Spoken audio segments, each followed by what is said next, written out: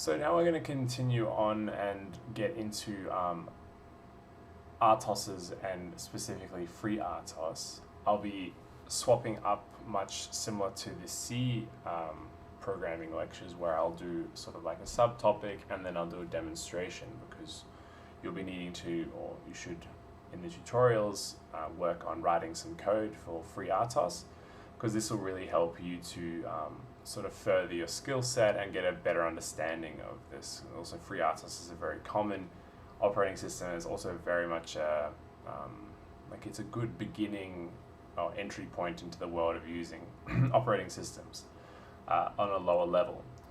So we're going to really kick off with like what is an operating system, because this is a question or something sort of like a misconception that students or just people in general I feel don't really quite understand.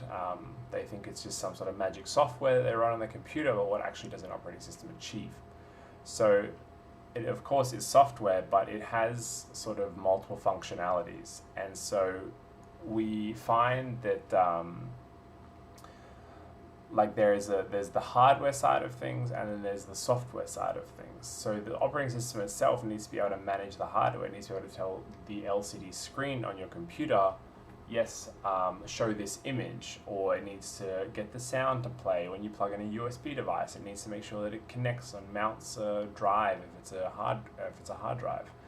And so there's this hardware software interface that the operating system needs to implement. And this is specifically done by the kernel, which we'll get to in a bit. But this is one half of the operating system's job, this sort of hardware-software interface. The other side of the operating system's job is to provide a platform on which you can execute software.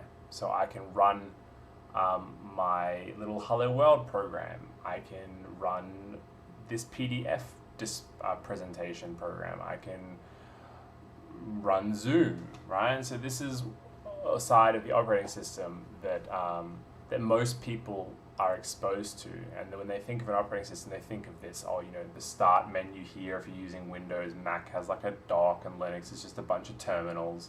And this is true in one side, in like one half, but it's also only half of the complete functionality of the operating system. And the operating's actual most important functionalities is hardware management. This is when you run into computers crashing or speed issues. It's usually based on suboptimal code in this layer of the operating system.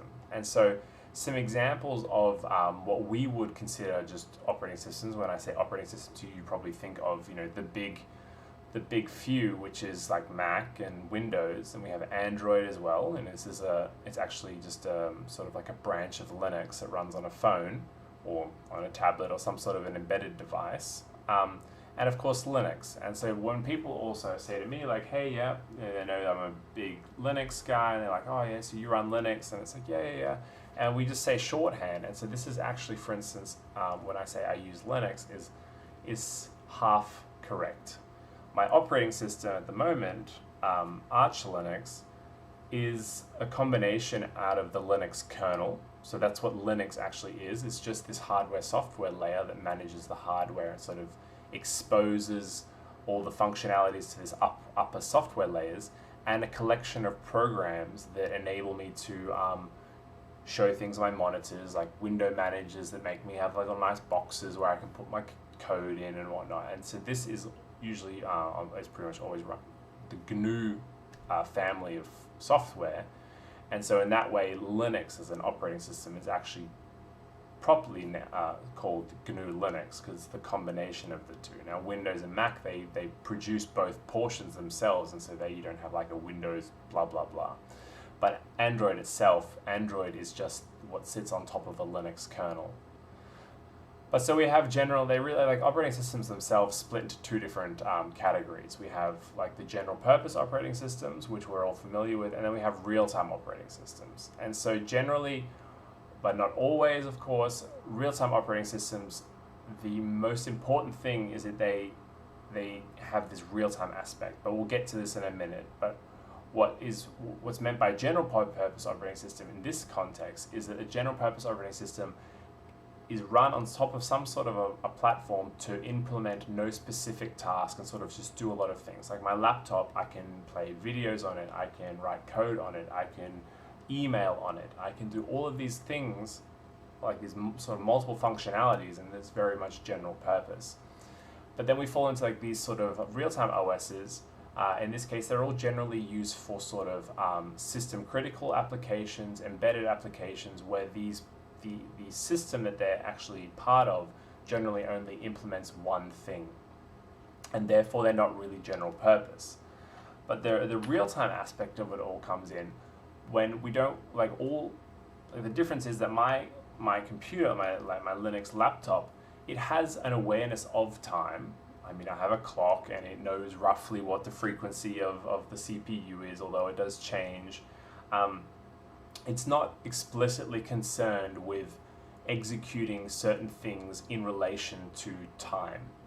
Sure, it wants to maybe put a delay for a microsecond in there, but it doesn't actually care about like necessarily, yes, are all of these delays in relation to each other appropriately timed.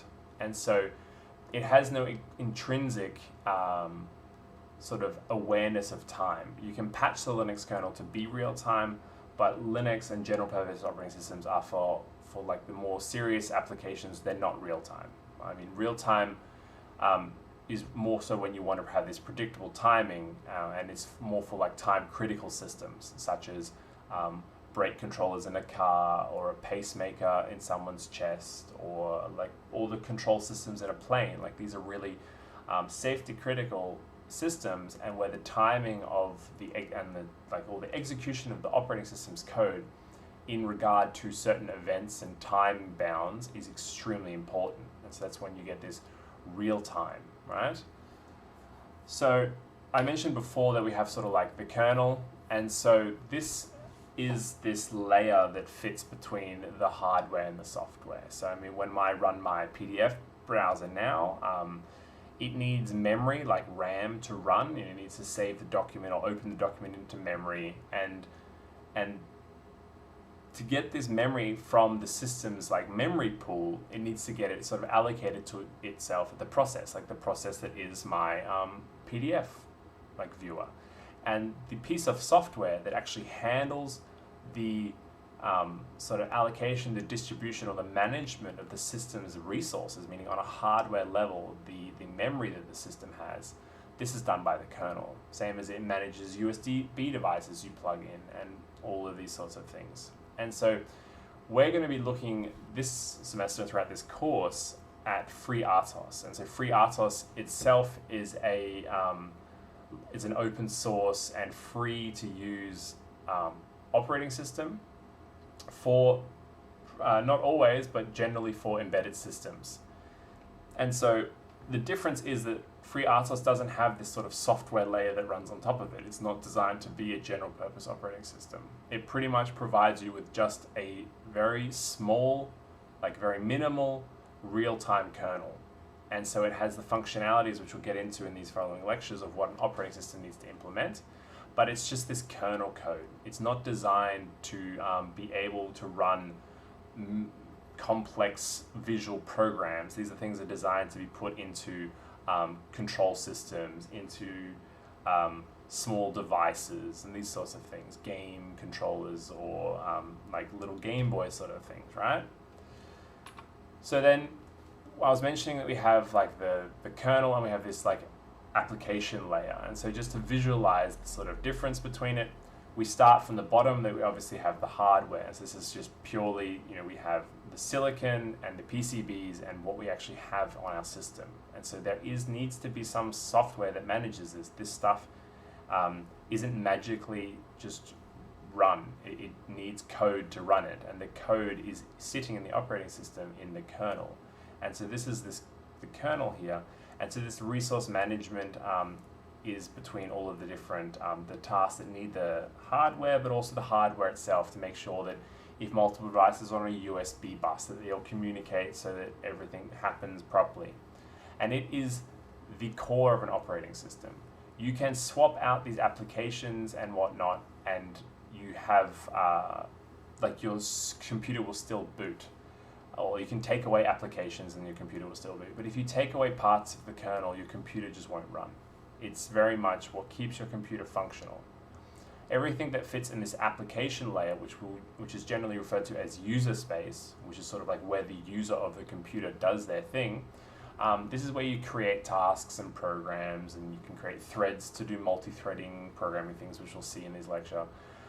But what it does is it instruments the kernel through the use of special function calls called syscalls to get certain functionality from the kernel. Like if it opens a program and it needs to open a file on disk, it will use a syscall, probably open, to call the kernel, and the kernel will return to it that file open in memory. And so the application is really just leveraging the kernel to actually take advantage of the hardware. So the kernel sits as this very important medium between the two sort of pieces of bread in the sandwich, right? And so then we go on to looking at sort of the different types of kernels that you'll come across when you're looking at operating systems. And they fall into two large sort of categories, and that is that we have like the monolithic kernel. And so this is the most common one on like laptop servers, on large systems such as my laptop. The Linux kernel is a monolithic kernel in that you compile some binary. So really the kernel at the end of the day is just a program that gets loaded into your computer's memory and it executes, but everything that it needs is compiled into this program. And so this program sits in memory and it runs. It has lots of advantages in that it's very fast because it's all the one program.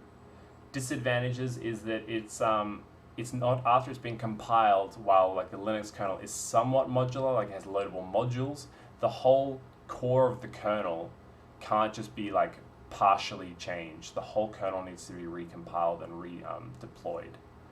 But it's very quick, and that's a reason why Linux has such a great performance, because some, like for instance, some Windows kernels take this sort of microkernel approach, which I'll explain now, which can be not super performance orientated.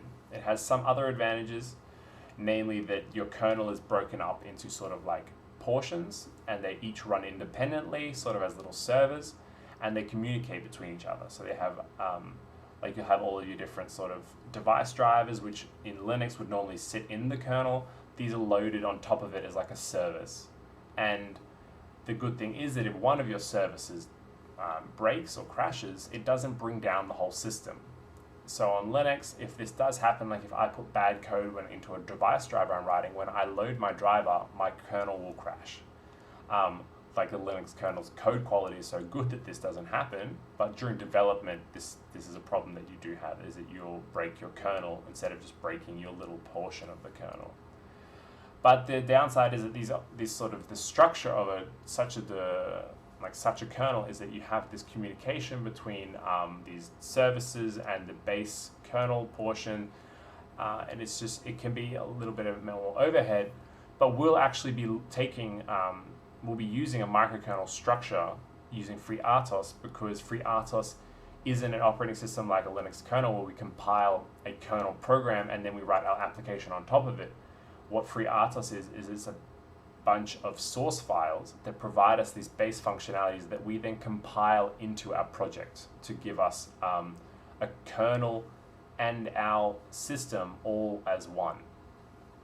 But so we will implement our application as these sort of little servers being in separate tasks that sit on top of the base or the core of the FreeRTOS operating system, which is their kernel, which has a scheduler and all this memory stuff, which we'll get to a bit later in this example. But it's important to know there are two different structures for kernels. And so I'm going to explain sort of like operating systems in general, and let's try and abstract it a bit. Now I only really have experience with Unix-based systems, so this is like Linux and all of these sort of Solaris, FreeBSD, and these sort of I want to say like nerdier and more computer science-y operating systems. So for me, and FreeRTOS is from a similar sort of branch of like the computer science world, And so we need a way that I can explain the features. While they do map to Windows and Mac, I can't say I don't really have much experience there. I can't personally speak from experience about the sort of relationships between what I'm going to reference and what they are there. But these concepts exist in sort of a general way, and how these concepts are standardized, especially, or I mean, directly in the Unix world, which then obviously translates to whatever Windows or Microsoft wants to implement in their operating systems. It's not, I don't know if it's so much standardized by a governing body, but for the Unix world of operating systems, there is a standard called POSIX. And POSIX is a way that you sort of, that they have standardized the functionality that an operating system needs to export, and sort of just the standards that computer scientists and developers, when they're writing code, are used to seeing and using. And so FreeRTOS doesn't directly implement POSIX, but it takes very much the same concepts, and we'll see the sort of really close relationship between the two when we go through and explain FreeRTOS. And so what I'm going to do is I'm going to sort of explain POSIX, and by explaining POSIX, you'll understand the sort of concepts that are generally used when putting together an operating system, or when using an operating system such as FreeRTOS. So what exactly is POSIX? And so it stands for, it's an acronym for the Portable Operating System Interface, and it's really set out by the IEEE as a standard that defines what sort of properties and what features an operating system, or portions of, there are, for instance, here we have the core services, and we'll see that there are sort of extensions that that you can include, but what every sort of core part or every portion of our operating system should actually implement and export to developers and users, so that we can get system compatibility. You don't have to learn a completely new sort of paradigm when you're getting onto a new system. POSIX makes everything a lot simpler. And so the core services, which is really what the core of every operating system, and when here I say operating system, I'm really talking about a kernel. For the rest of the lectures, you can pretty much assume that when I say operating system, I'm talking about something similar to what we'll be using with FreeRTOS, which is this sort of microkernel, or just kernel core part of the operating system. So they really have to export a way for us to run code, but not just that our entire program is one loop like you would see on an embedded system, where the entire program is really just in a while loop that sits in main. And so on a more powerful computer, if we don't want to go super basic, you want to have the ability to run multiple things on your computer, multiple programs, or just multiple tasks. You want to be able to logically separate the execution of the code that needs to run on your computer to get it to run. Like the kernel, the Linux kernel, has hundreds of thousands of threads that all run concurrently to manage all portions of your computer. And so we need a way to actually split the execution of this code, and this is done through processes. And so this is the creation of them and the control of them. So we need to be able to create process to run some code, and when it's done, we need to be able to destroy it to free up the resources it was using. If we have multiple processes, these processes need a way to talk to each other. For instance, the management, or let's just like abstract this and say the core management part of the kernel in Linux needs a way to actually communicate with the device driver that is mounted or bound to the device that's plugged in. These need to be able to communicate with each other. Otherwise, we can't get data to transfer between like these sort of control processes. And so we have this inter-process communication, which is generally referred to as IPC. And this defines a way that either information or signals are sent. Signals just being sort of standardized, saying, yep, process finished, process was aborted. If you do a lot of C development, you'll see this sig-seg. This is a segmentation fault, meaning that you've accessed an invalid region of memory. And this is a standard signal that a program can return so they can say, hey, I crashed because of this reason. The operating system will also obviously need to export file system operations. And so this means that it can handle the opening and closing of files, like it actually has the abstraction of what a file is, some data in memory of certain size, and it can handle the opening, the closing of these sort of files, and this also sits on top of then like how you actually store this on disk, and this is also part of the kernel, but the actual abstraction of files and the operations that you can perform on them is very much a part of a kernel. or of an OS. Pipelines, or what I would refer to them as pipes. So these are similar to IPCs, but they're really a way of combining processes in a chain so that you can link one process to another. And so if I just open up my terminal here, let's do a really quick example. On Linux, you have the pipe operator, and this is just this vertical line. And so if I use the ls command on Linux, it lists all the contents of my directory. And so we can see here I'm in my home directory, I have a video which I recorded, which is probably this recording, some random folders, and essentially I just have a bunch of folders here. And then what I can do is I can use a pipe to send this output here to a program called grep. And what grep does is it searches for regular expressions in some input. And so let's say I want to check if I have any folders in here that have G drive in them. So I have this Google Drive here, and I also have my work Google Drive. And so let's say I want to sort the output of ls to give me the G drive ones. I can go grep G drive. And this will show me only two outputs because it's essentially taken the output of ls, it's piped it into the next program, which is grep. So grep is a program. Where is grep? It should exist somewhere here. It's in my user bin, and this is just a program. So it probably has a version or something. Yep. And it's written by GNU, the Free Software Foundation, and I have a very recent copy of it. And so this is what pipes do, is that they allow you to chain processes in operating systems. And this was extremely important, like back 40 years ago, when there wasn't really these large standalone programs that we have now. It was more so that people would write little programs and figure out really smart ways of combining them through piping. But that is what a pipe does. It's this chaining process. There'll also be a standard for the C library, and so I think I was mentioning in my C programming lectures that a compiler will generally ship with a C library, and this sort of gives you a sort of set functionality that sets a standard set of functions that will work on your hardware, because the compiler generally is designed to target a specific hardware, and thus the C library it ships with is also designed to implement these functions on the hardware. And so this standardization sort of tells you what to expect from the C library, in that regardless of your system, malloc is malloc, and all of the different function calls exist. Maybe they're not implemented and they don't do anything, but there's generally this standardization of how they're called and what they do. And this is defined in POSIX as well. Input-output ports, so this will also this is something we're not really going to touch on because it's getting into advanced sort of parts of like operating system design, but sort of how you interact with peripheral devices and all of this sort of stuff. And process triggers, again, another advanced thing that we won't really get into.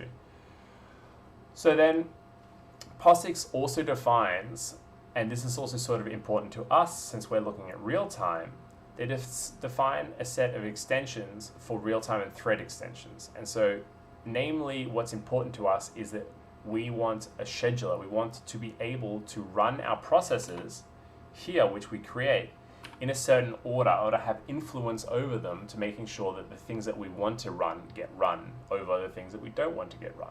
So, for instance, if you have a very let's say you have a pacemaker in your heart. For those that don't know what a pacemaker is, it's a little device that gets put into patients with sort of heart problems, and it creates little electrical signals that stimulate the contraction of the heart. Now, let's say you have a pacemaker that for some stupid reason beeps. And the beeping is run by one process, and the actual sending of the electrical signals is run by the other process. If the thing doesn't beep, no one cares. It didn't beep. But if the thing doesn't trigger its electrical signal, the person who has it in their chest could potentially die. And so we need a way to decide which order these should be run, and to make sure, for instance, especially in these safety critical and real-time systems, that these high priority processes, like the electrical signal generation, are done when we need them to and are guaranteed to be finished. And so that's what scheduling is. And there's going to be a large portion of this lecture series is sort of scheduling and how priorities and all of this works together to sort of create deadlines or system models that are able to be used in safety critical applications. Similarly to this, we also need to be able to synchronize between these processes. Like if we want the beep to happen after the electrical pulse has happened, then there needs a way for the electrical pulse process to say to the beeping process, I'm done, do your beep, right? And so this comes into a lot of different ways. We have signals, which are sort of just communication flags, clocks and timers. And so we'll see this. These are a way of determining, sort of automating the timing of something, quite literally like a timer on your phone. You say, hey, in 2 seconds time, do this.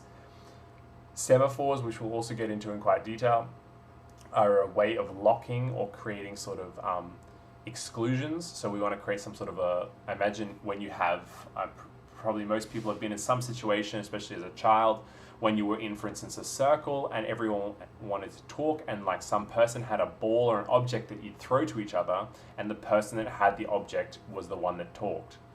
And so this ball or object that you threw is what a semaphore is. It's something that means that only one process, I mean there are some obviously different versions of a semaphore, but the standard semaphore is that some lock or something that makes only one process, or in this case person, able to talk.